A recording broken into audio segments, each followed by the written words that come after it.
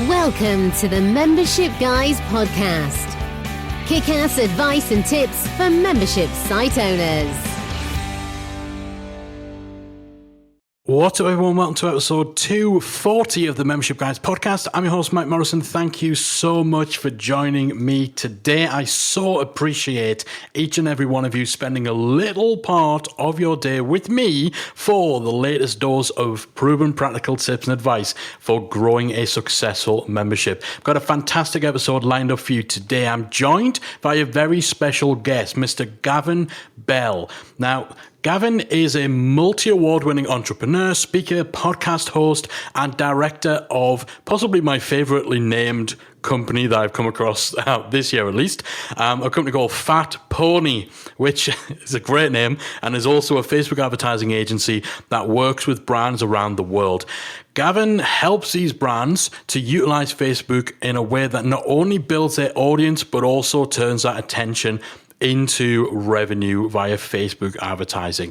He's been featured on a whole host of sites like the Huffington Post, Entrepreneur on Fire, Social Media Examiner, but his biggest honor is right here today when he joins me on the Membership Guys podcast. Now, I've known Gav for quite a long time, a number of years now, and I've had the privilege of working with him, not only with some of our past clients when we were running an agency, where we would bring Gav in to actually help manage some of the more advanced sides of their Facebook advertising campaigns, but also with ourselves for the Membership Guys and for Membership Academy. Gav was the person we turned to when we wanted a consultant who really knew their onions when it comes to Facebook ads. So I'm very, very pleased to have Gav on the show today. He's a member of Membership Academy. He's also contributed a fantastic workshop to the Academy in which he breaks down 3 Facebook ad funnels for membership site owners. So if you're an Academy member, you're going to want to check that workshop out after you've listened to this interview. But for now, we're going to switch over to my conversation with Gavin Bell about Facebook advertising for membership site owners. Gavin Bell, welcome to the Membership Guys podcast. Thank you so much for having me. It's an honor.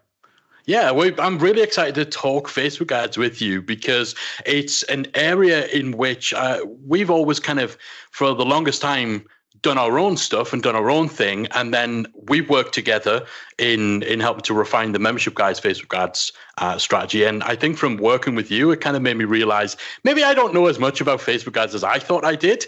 And certainly it's an area that seems to have evolved and changed a lot in over the years. And so I'm really excited to dig into this and to kind of pick your brains. This is the benefit of being an interviewer. I get to kind of get a little bit of free coaching. Absolutely. Let's do it. I'm excited. Well, the first question I've got really, and this might be starting things on the wrong tone for you. I don't want to put you on the defensive, but with I suppose the type of publicity that Facebook have been getting and what could be seen as growing distrust in Facebook, coupled with rising ad costs and all that sort of stuff, are Facebook ads past their best, or is it still an area that people can get a lot of traction? Yeah, first and foremost, that's a great question because I think it's something it's something that my mum always asks me, and maybe not so like nicely worded as you put it there, but she's like, Gav, what are you going to do when Facebook isn't around? And I think it's a great question because it's almost every day somebody's saying, well, I've deleted Facebook. I don't like Facebook. So when you ask the question, are they past their best? I wouldn't necessarily say so. In fact, I think that, if you just think of Facebook, they own Instagram and WhatsApp, which I'm sure will bring out advertising shortly. And for me and for every business owner, I need to say that instead of looking at the headlines and what their friends and family are doing with deleting Facebook, etc., what we really need to look at is the actual numbers behind what's going on. So first and foremost, if we look at Facebook as a platform, it's still growing, and if we look at the advertising side of things, we're still able to get significant profit from running Facebook ads. So I think sometimes business owners get too caught up in their personal opinion of a platform. Like, I'm not using Facebook anymore, or my mum or dad is not using Facebook. My friends aren't using Facebook anymore.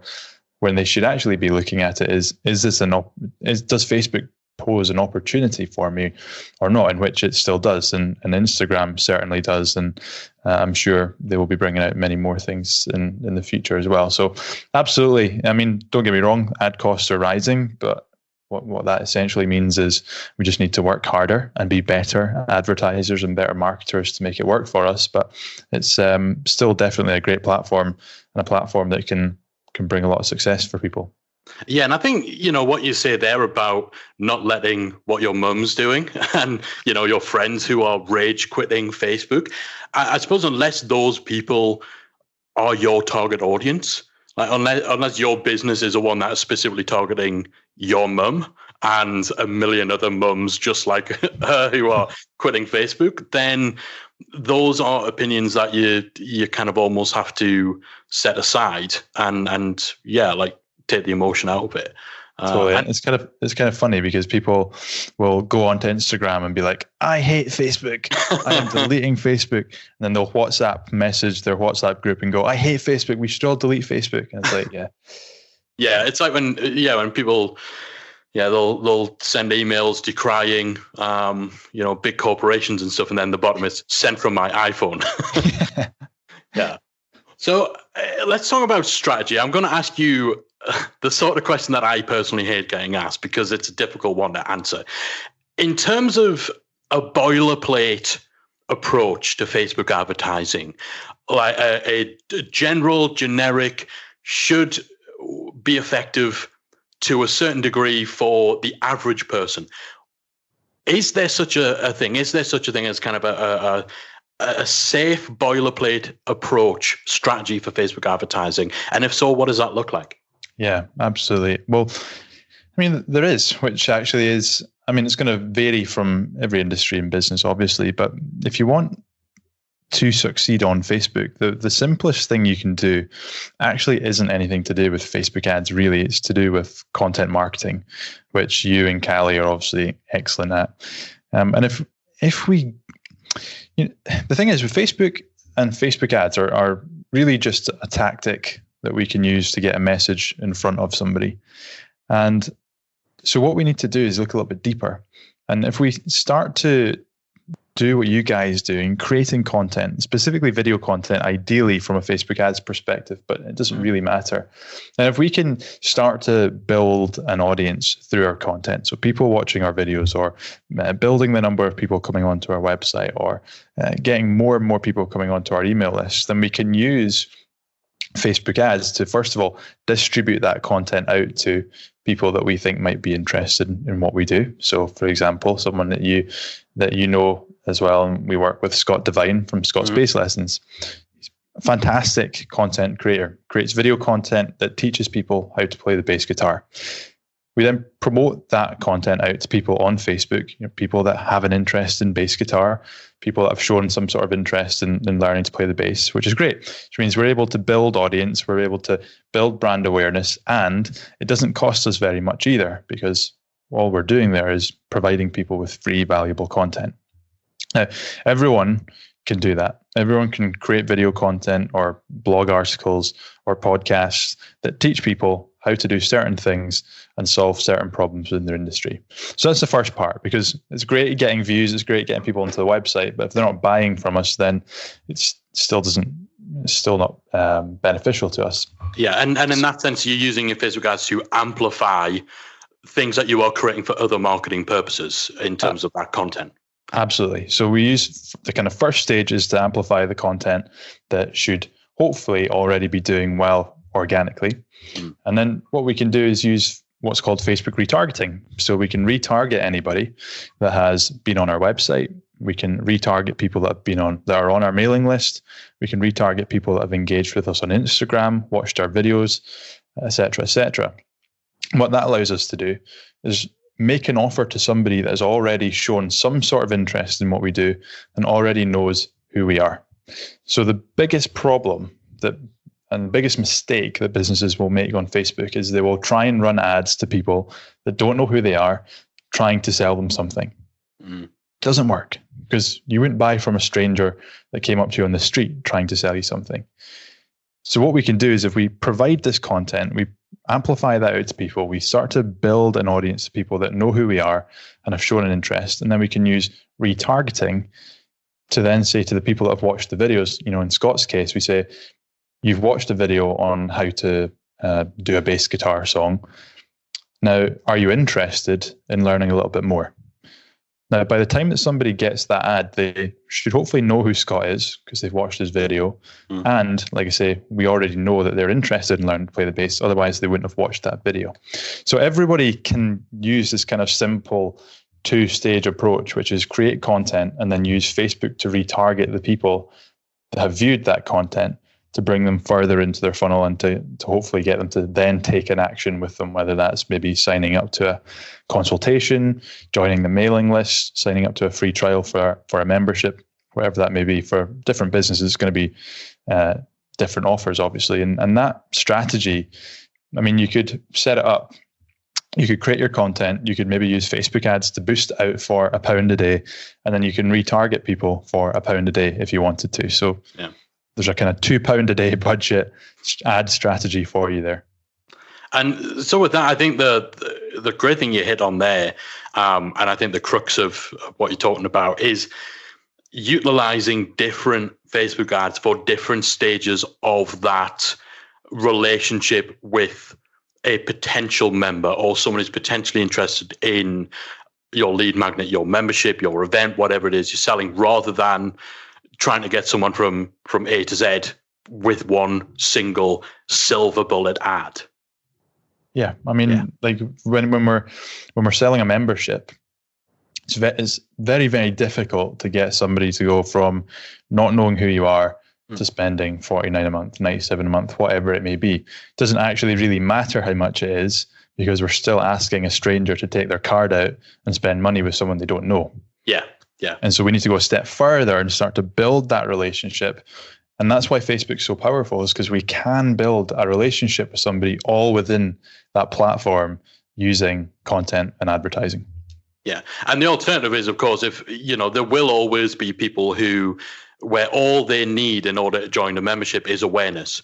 And they will go from discovering you to signing up right away. But then I suppose the problem that you see there, and this isn't just with Facebook ads, but with all marketing, the problem there is if someone's relationship building with you is starting during their first paid month, then it's not quite as solid a ground to build a long-term member relationship on as it would be had they consumed some of your content beforehand and got to know you a little bit before they sign up. So I think with so many people just want to get that instant sale, particularly with memberships, that's not always the best thing.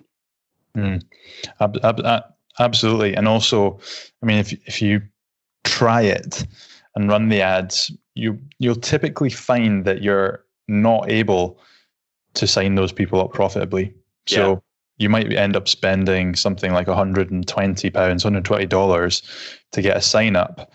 And so you're going to have to wait till month 3, month 4 for that person to actually become profitable. So normally the numbers don't work out for people. Even with Scott and with me, when we're running ads offering a free trial, it's still very difficult to get people in on a free trial without doing the relationship building first. And as you say, you are going to pick up those people that just need to see that ad to know it's available. Yeah. But you're missing out on the 80% of people that do need that relationship building.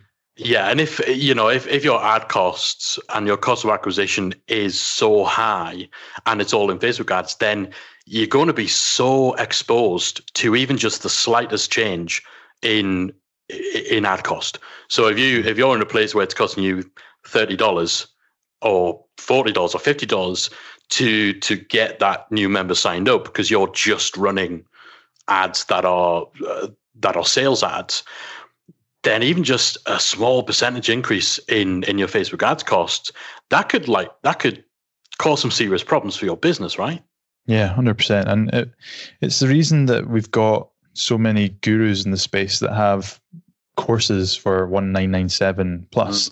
It's because they need to charge that amount of money to make the money back from their advertising spend. And for us membership owners, where we're maybe charging 49, maybe lower, in that kind of rough mark per month, it's much harder for us to make the numbers work on Facebook if we're going for that kind of cold approach, which is why we need to go further. Yeah, so actually, let's stay with the numbers. Let's talk about budgeting. I think it's fair to say that those halcyon days of 10-cent clicks and 50-cent leads are probably no longer the norm. I remember maybe 1 week where I got returns like that many years ago. It is fair to say that's not where people's expectations should be. But what sort of budget should someone have if they're looking to start moving the needle, start getting results? What kind of returns can people expect, and how much, or not necessarily a dollar value, but maybe a percentage or ratio? What would you advise people in terms of budget when using ads to promote a membership? Yeah, well, the first thing that we need to do is to know the business numbers first before we start looking at the Facebook numbers. So do we know things like the lifetime value of a member? Do we understand, if you operate, for example, on a free trial basis, how many trials do you need to get a member in, etc.? So we need to know these numbers first, because when it comes to running a proper Facebook ad campaign, as opposed to, just randomly boosting posts here and there, is we want to set it up in a way that is going to run, hopefully, forever. And we need to know how much can we spend to, acquire a member? How much can we spend to acquire a lead? And what we kind of need to do, actually, Mike, is to work backwards. So unfortunately, it's virtually impossible for me to say everyone should be spending £30 a month or £100 a month, £2,000 a month, because the reality is every business is different and every location is different, etc. So what I suggest people do is, first of all, understand the numbers, know the numbers that they have, which gives us the goals from a Facebook perspective on how much can we spend. So if we know that the lifetime value of a member is $1,000, and for whatever reason we need to sign members up for under $100, so we've got a goal there. We know that we need to be able to sign people up for under $100 ad spend. So what I suggest we then do is we kind of put a finger in the air and we say, right, we're going to dedicate £1,000, £100, £500, whatever it may be, to advertising over the next 3 months. And the plan is for then to set up the advertising, ensuring, of course, all of our tracking and things are set up so that we can run the ads, see what data we get back. And if after a month we see, right, it's actually costing us, $200 to sign somebody up, or we've not even had anyone sign up, at least we've got the data there to then go back and say, right, what's not working here? Is it people aren't clicking on the ad? Is it people aren't signing up for our thing? Is it people aren't showing up to our webinar, whatever it may be? On the plus side, if we are getting people signing up, let's say it's costing us $50 to get a member to sign up, then we can say, well, actually, let's increase the budget and just continue to increase that budget if we can manage to keep that price at $50, because then we've got a scalable system going on. So it's about not necessarily picking a budget, it's about putting a finger in the air to get the data and to get the numbers for our specific business, because where you are in the world makes a difference, the people you're targeting makes a difference, how long your ad account has been active makes a difference. There's so many elements that go into it. So we pick a number, we run the ads, we see what sort of data we get back, and that's when we can start looking at budget to say, this isn't really working, so let's cut it back and try to figure out why, or this is working, so let's increase it until we can, let's increase it as much as we can. Yeah, and I think that's just, it's reinforcing what we were talking about earlier about recognizing that Facebook ads are a part of the larger puzzle, and it's not just something that you just throw some money at without understanding the numbers and the maths in it. And a drum that we're constantly banging is the importance of knowing your numbers within your membership for so many reasons, but for sitting there trying to figure out how much you spend on ads, you can't do that without knowing, as you were saying, what's the lifetime value? How much can we spend in the context of those numbers? And I think, unfortunately, for me, looking at the type of advice that's out there about Facebook ads, some of the people who are out there positioning themselves as gurus in this field, there doesn't seem to be as much that encourages you to actually look at that bigger picture where Facebook ads might fit in your strategy. As much content on that as there is on, hey, well, if you put a red border around your image, then you'll get more clicks. Yeah. Is that a fair assessment? Yeah, absolutely. I mean, if we look at the numbers, and this example isn't a membership example, but I'm just off a phone call earlier with somebody who was telling me that the value of a customer, the minimum value of a customer for that business is worth £20,000. Wow. Now, the cost per lead that they can afford is hundreds of pounds. Yeah. But the cost per lead for a membership site is not going to be anywhere near that. So every business is different. Every membership is different based on how long people stay, what's the churn, how much are we charging per month, are we annual, are we monthly? All these numbers are the fundamental part.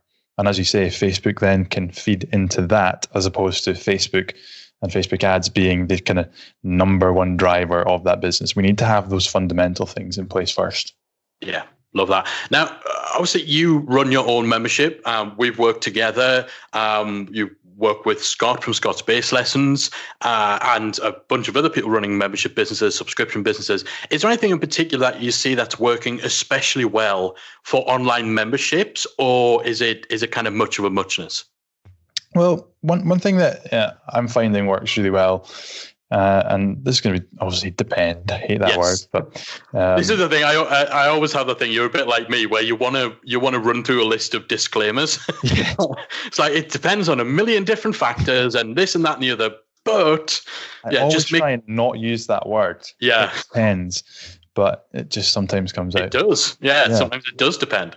But when it comes to Facebook ads, you really want to be thinking about from an offer perspective. So the offer that we put out there, what's the minimum commitment that we can ask somebody for? So, to give an example of that, let's say we've got an annual membership and then we have a monthly membership. The monthly is obviously less commitment than the annual, so that makes it slightly easier. And I'm always trying to break that down into the easiest, the most little commitment thing we can possibly ask for. So something I'm finding works really well for me is a free trial. So I've now got a 7-day free trial. So I did test when I first launched the membership, a $1 trial. Then I moved to a free trial. And I found that the free trial is an easier sell from a Facebook ad. Kind of makes sense.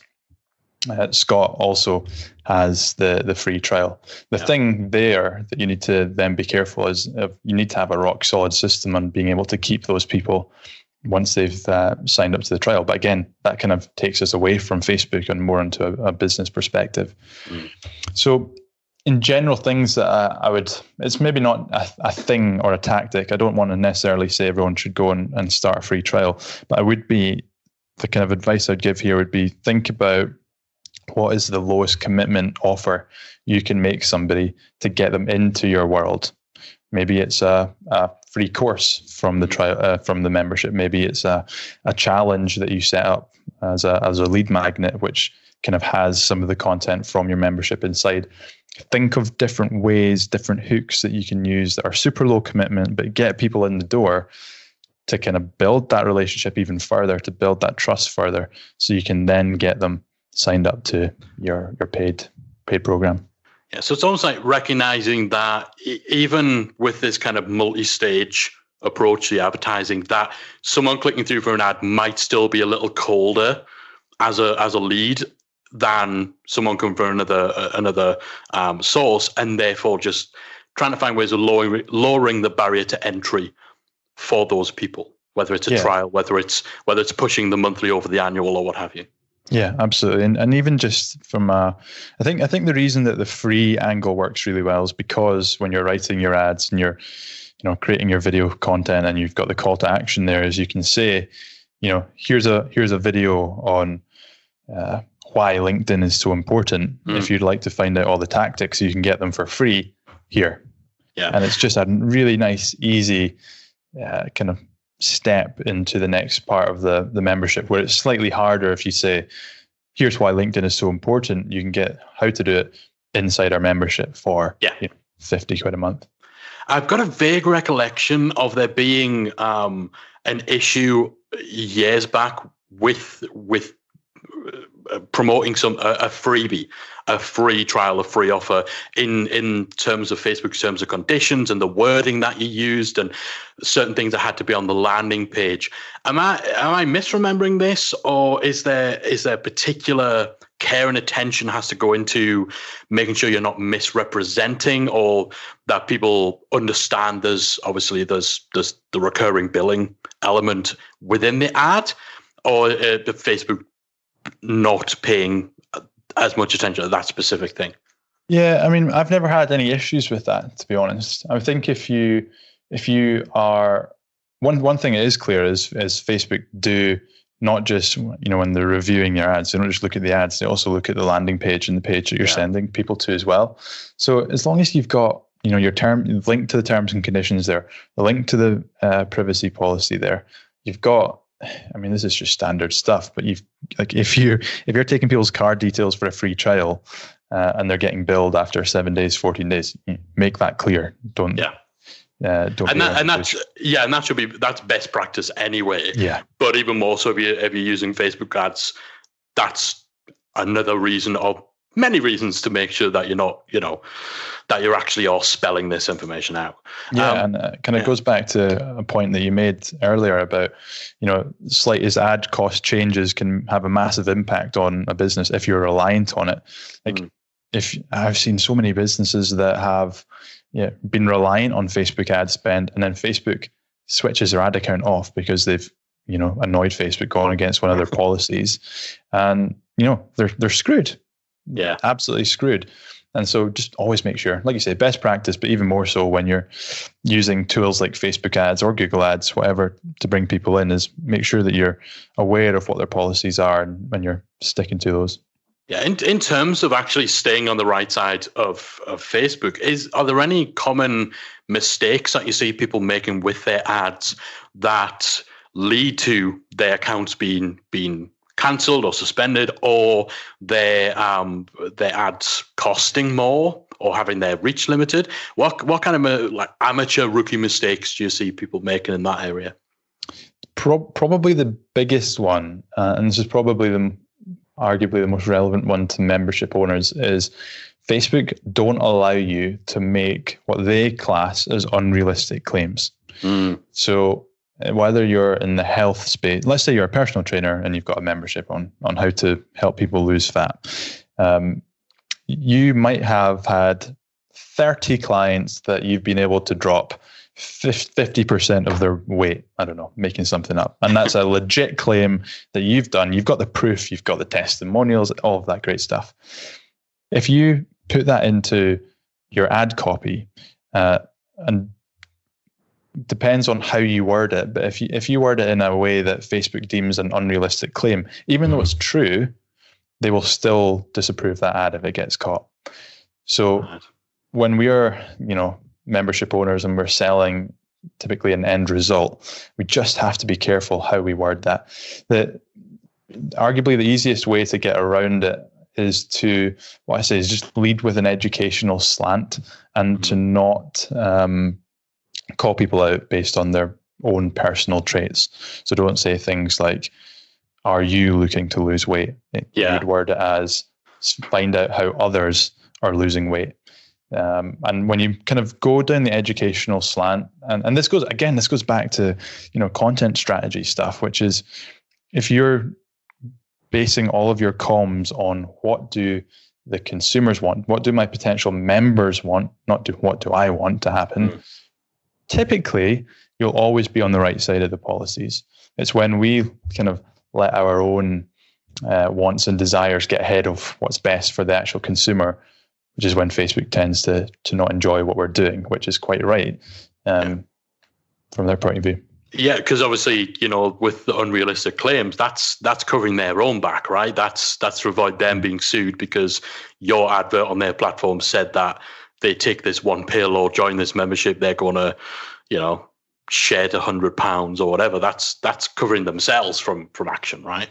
Yeah, and they're getting stricter with it as well. So I had an ad or various ads disapproved a couple of weeks ago because in the ad copy, I said, P.S. This is not a get-rich-quick scheme. It's going to require lots of hard work, something along those lines. Yeah. And they disapproved it because it had the wording "get rich quick." Wow. And then so I requested a review on it. So somebody, an actual human, to look at it, and they were like, "No, sorry, because you've got the wording in there, we can't allow it." So they're getting super, super strict. And we've had clients whose ad accounts have been shut down over the last couple of months for no reason. And then it takes us a couple of days. We go to Facebook, we say, "Can you please get this approved again? Because there's nothing wrong." And they approve it and they're like, "Sorry, we made a mistake." Yeah. So over the last few months, like specifically probably the last 3, 4, 5 months, they've been getting even stricter on all of their policies from ad account violations to ad copy violations. So we just have to be careful, which kind of goes back to something I said at the very start, which is it's getting harder. Which means we need to work harder. We need to be better. And this is why it's good to actually work with someone who, knows how to challenge those things and to actually get in touch with Facebook, because that in and of itself can be a bit of an impossible task, like actually reaching a human at Facebook. Oh, wow, it's challenging. And, they don't, it's bad, but, certain people will have access to Facebook support, certain people won't, and it's typically based on how much you're spending on ads, which is kind of annoying for me. So when we've got members in the Facebook group that are having issues with Facebook, which are actual Facebook problems, things aren't working in Facebook, but because they're not spending enough money on their ads, they're not getting access to Facebook support to get that fixed. Whereas, when I go and chat to Facebook, then we've got access to the support when we need, but I can't use my support to help all the members. So it's challenging and annoying, which is why it's even more important to just stay on the right side, because if you aren't spending a huge amount of money on Facebook ads and you do have a problem, like you say, getting to speak to someone to sort the problem is going to be pretty challenging. Yeah, without doubt. I just want to switch gears a little bit. So, just as an example, if you had someone who is starting a membership, but they're literally starting from zero in terms of they have no audience, they have no following, but they feel they've got a big idea and they want to move quick on it. Can they or should they use Facebook ads to get that momentum? Can they get enough momentum just starting from square one? Or do you generally recommend that actually there's some other pieces of the puzzle and some other foundational elements they need to build before they even start considering Facebook ads, outside of what we're talking about before, creating a video and stuff like that? Yeah, if somebody's starting from absolute scratch with no audience, if I'm honest, I would probably say there's more important things to focus on than spending money on Facebook, because the smaller the audience you have, the less traction that you have, the more money and time you're going to have to spend to get it to work for you. And when you're first starting a membership, it's going to be a pretty you don't have that time and money to focus on getting one small part of your overall strategy sorted. Now, if you want to, maybe you've got the budget or the time to do it. If you want to use Facebook ads to, get more views on your content, great. If you want to build your mailing list with a free guide or a challenge, then great. But I think if you're looking to, if you're in a position where you're first starting out and you need to see an immediate return on investment from the money that you spend on your ads, then I think you've probably got more important things to spend your time on than Facebook. But like I say, there's that caveats there of if you've got the budget and you want to boost the audience building activity that you're doing, then yeah, great. Facebook might be a good way to do that. But as a getting actual members in the door quickly, then I think there's better ways to do it. Good. I totally agree, but it's always good to be able to now say to someone, hey, the expert said this as well. So, not just me. One thing I'd be interested in your take on is it seemed like over the years, the types of ads that you can run are just becoming more and more diverse. And obviously that's going to continue, I'd imagine, as Facebook's involvement in Instagram grows, but I think it's one and the same now. But with the acquisition of the likes of WhatsApp and whatever other acquisitions they might make, you've got the email lead ads, you've got obviously Instagram story ads, Facebook story ads, Messenger ads, live video. I recall there being a time not so long ago where everyone was like, yeah, just spend all this money to boost your live videos. All these different types of ads options that are available. How much value is there in all these different formats and all these different options? Is it very much dependent on what you're selling? Or are you still personally a fan of the newsfeed ad or the sidebar ad, the standard stuff? Yeah, I mean, as a quick answer, the standard stuff, to be honest. I mean, the reason that Facebook bring out all these different placements and ad types is because they're actually running out of room of places to run ads, which means ad costs run up, and that's a problem for them. So they need to continue to bring out all of these different new placements. And what's quite funny is people listening probably experience this, is Facebook have what they call their marketing experts that phone you up and tell you that they're going to give you free advice on how to run your Facebook ads. What they actually do is tell you, I think that you're going to really benefit from using Facebook lead ads right now. And all they're trying to do is just sell you on running ads to a specific placement where they don't have many people running ads. Yeah. So I'm very much like the campaigns that I might use in terms of placements. So do we run it on Instagram, mobile, desktop? We're actually moving. We used to always change it and edit it to be, newsfeed, mobile newsfeed. Now we just tend to leave it as automatic because we find that Facebook is getting better at only running your ads where it thinks it's going to get the best results. With a caveat of after maybe a couple of days or a couple of weeks, we'll look at where are the results actually coming from, and are Facebook spending money, maybe they're spending lots of money on Instagram, but we're not actually getting any sales there. Then we can turn it off. But with the different ad types, I only really focus on conversions. If we're trying to drive an actual action, they're always better than lead ads, which is one of the new types of ad, or relatively new.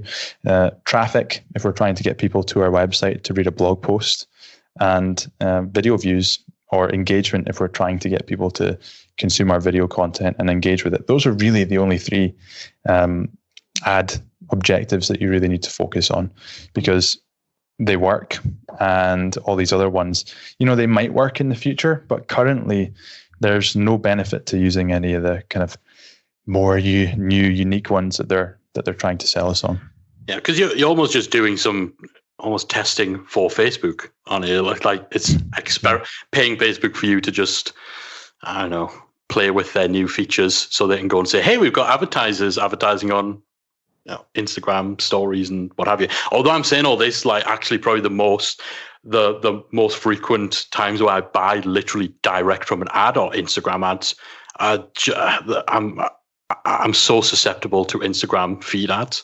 That's so interesting. It's a problem. It's a major problem.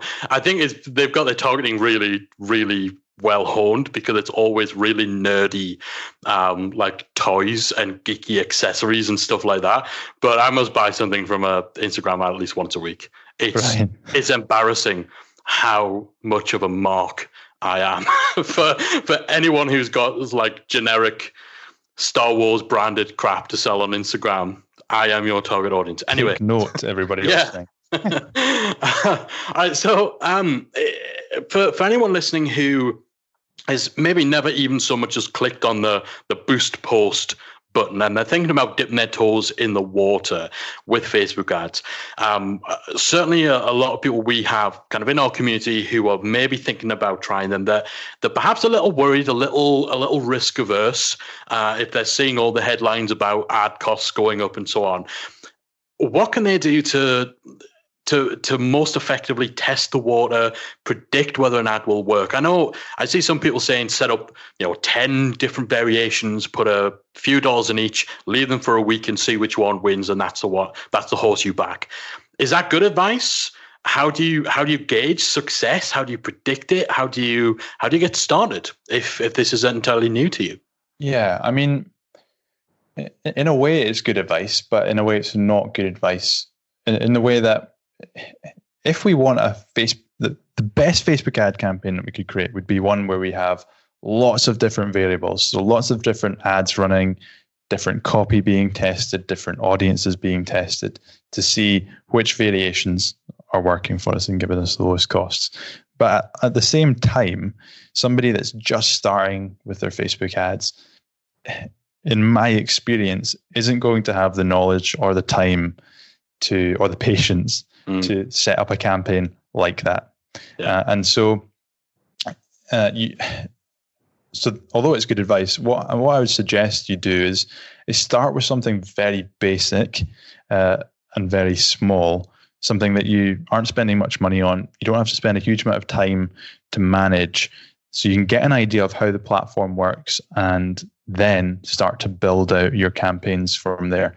Something that you might want to try doing, for example, is if you have a free guide or some sort of lead magnet, something that you offer for free in return for an email address, is set up a campaign, maybe £1, £2, £3, £5, whatever, a day, just for that one thing. And just see how it works. Get used to testing different audiences, get used to trying different copy, trying different images, trying videos, seeing what works there.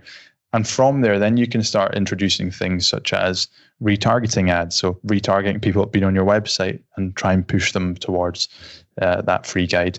Then we can start looking at more complex retargeting, such as something I know you guys do is if somebody has added product to a cart or has started the sign-up process but hasn't finished it, retargeting them with a very specific message.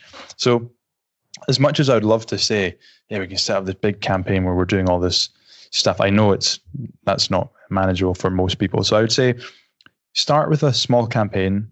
On my site and on my YouTube channel, I've got countless videos that walk you through how to do all of these different things. I'm saying it's pretty hard for me to explain on a podcast. Yeah. But I would say, think of one specific goal that you have, such as get more people to watch your videos or more people to sign up to your mailing list. That's your goal. And then think of how can we create one campaign that tries to drive more people like that? And your sole focus on that is get an average cost. How much is it costing to get somebody on our mailing list?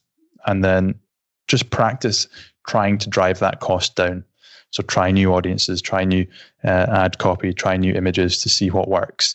And then from there, you can start to build that out. But that one campaign will kind of be your training ground before you spend more money. Yeah, and of course, if you're already creating content, you're already generating leads organically, then you can get some indication of what content or what lead generators you should maybe test out first. If particular articles are converting really well or are very popular or you get a lot of great feedback, then maybe that's the one you try pushing on Facebook first, rather than the one that, never got any traction, no comments, no feedback, no visits or whatever. Yeah, absolutely. And if you are a website that has an audience already, so you've maybe, let's say you're creating content and you've been doing it for 5-10 years, but you've never run any Facebook ads, and you've got hundreds of thousands of people on your website. Maybe the first thing to do would be to create a retargeting ad that retargets anyone that's been on your website and sends them to sends them to an offer, whether that's to download something for free trial for your membership, or maybe even want to try and just push them to your membership. So kind of, I was going to say the depends word. No, based on where you are. It's conditional. Yes, that's a better way. That's a better way to put it. That sounds smarter, doesn't it? Yeah, I'm going to use that from now on. Yeah. If you're someone with an audience, I would say your first stage would be create retargeting ads. If you're someone without an audience, then I would say your first step is to try and build an audience through ads. Yeah, and I think an important thing to point out, certainly my perspective, and I think we have this conversation when we work together as well, is any money that you're investing at that early stage, even if you're not getting the kind of return that maybe you might have hoped for, that investment has paid for education. It's paid for the ability to eliminate some ideas, or even just to eliminate Facebook ads as something you're going to pursue. And that is worth paying for. The clarity of knowing, maybe you spend a few $100s testing it out and you just don't get any traction. But then just having the clarity to know this isn't something I'm going to waste my current bandwidth on. It's not something I'm going to prioritize. That's worth the investment as well.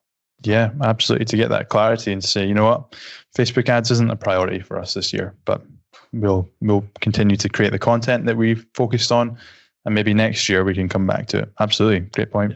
Yeah, that's the thing. People spend thousands on a guru's course teaching them Facebook ads, but won't spend a fraction of that just trying it out to get a little education hands-on themselves. Yeah. That's crazy. All right. I could keep picking your brains for hours on Facebook ads, but there'll be a point at which you realize I'm totally taking advantage of you. So we're going to leave things there. Thank you so much for allowing me to squeeze your insight on Facebook ads. I know our audience will have got a lot of great takeaways and will be in a much better place to get more out of Facebook. If they want a bit more from you and they want to dig a little bit deeper into the sort of things we talked about today, where can they find you? Yeah, well, they can find me either hanging out in your community. Yeah. Feel free to tag me inside there, or head over to my website, which is mrgavinbell.com, and you'll find links to my academy. You'll find links to all my social media accounts and videos and blogs, etc. There, it's mrgavinbell.com. Perfect. And we'll have all links through to Gav's stuff over at the show notes for today's episode. Thank you so much for coming on the show. Once again, it's been very insightful for me. It's always great to chat with you. And I know our audience is going to love it. So thanks again. Brilliant. My pleasure. Thanks for having me, Mike. All right, thanks once again to Gavin for taking the time out to join me on the show and allowing me to pick his brains about how people can get the most out of Facebook advertising for their membership. Remember, if you are a member of membershipacademy.com, there is a workshop hosted by Gavin, in which he breaks down 3 Facebook ad funnels for promoting your membership site. And he actually digs in to what these funnels will look like, how the ads integrate with the funnel side of things. It's a fantastic, highly practical workshop that will help people generate leads, sales, and new members regularly, giving you a great return on investment on your Facebook ad spend as well. So this is a must watch if you're looking to really utilize Facebook ads for your membership. So head over to membershipacademy.com. If you're a member, log in and check out this workshop. If you're not a member, then you know what to do. Membershipacademy.com, enroll, and this workshop is one of many fantastic resources we have inside the Academy. If you want to check out more from Gav, head over to mrgavinbell.com, or you can check out his membership at myfunnelacademy.com. All of those links and the show notes can be found at themembershipguys.com/240. That is it from me for today. Thank you for listening. Thanks again to Gav for coming on the show. I'll be back again next week with another installment of the Membership Guys podcast. If you enjoyed this week's episode of the Membership Guys podcast, we invite you to check out membershipacademy.com. The Membership Academy is the essential resource for anyone at any stage of starting, growing, and running a membership website. Whether you're still trying to figure out what your idea is going to be, or whether your website is already up and running and you're just looking for ways to grow it and attract new members, then the Membership Academy can help you to get to the next level. With our extensive course library, monthly training, exclusive member-only discounts, perks and tools, and a supportive, active community to help you along the way with feedback, encouragement and advice, the Membership Academy is the perfect place to be for anyone looking to start, manage and grow a successful membership website. Check it out at membershipacademy.com.